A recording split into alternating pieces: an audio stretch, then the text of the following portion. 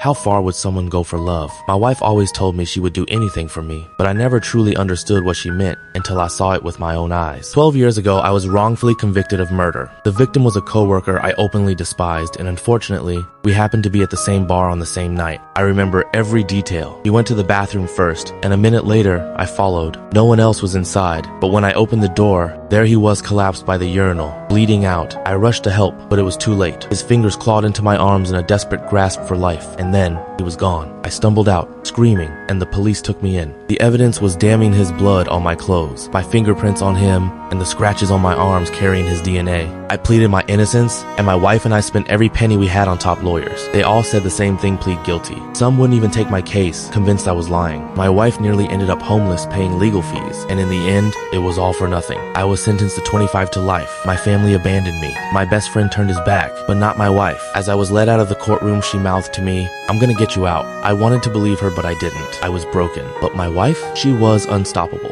A year into my sentence, she visited me with a revelation she had scraped together enough money for college. "I don't care how long it takes," she said. "I'm becoming a lawyer, and I'm taking your case." I begged her to move on, to live her life, but she just held me tight and whispered, "I haven't lost you. The day I stop fighting is the day I lose you, and that day will never come." For 4 years, she worked full-time while earning her sociology degree. Every visit, I saw the exhaustion in her eyes, the dark circle, the stress. Her friends abandoned her for defending a murderer, but she never wavered. When she got into law school, she simply said, "One step closer." 3 years later, she graduated while holding down a job. Then, she passed the bar. We celebrated in that prison visiting room, sobbing in each other's arms. Then, she got to work. 8 months into reviewing my case, she found the break we needed: a witness who had originally testified against me. She tracked him down, and he confessed. My coworker's brother had threatened him into lying. That brother had a history of violence and was convinced I was guilty, but without proof, he needed someone to frame me. That confession reopened my case, and my wife, she tore that man apart in court. She found phone records, threats, everything. And then came the moment. The judge's gavel struck. Case dismissed. I was free. We collapsed in the courtroom, holding each other, sobbing, shaking. Nothing else mattered. It's been 2 years since that day, and not a single day goes by that I don't worship the ground she walks on. I make her breakfast in bed. I bring her flowers every week. I massage her feet after long days. I drown her in love and gratitude. If anyone even looks at her wrong, I'm ready to fight, because she is my heart, my soul, the woman who saved my life, and I will spend forever trying to repay her.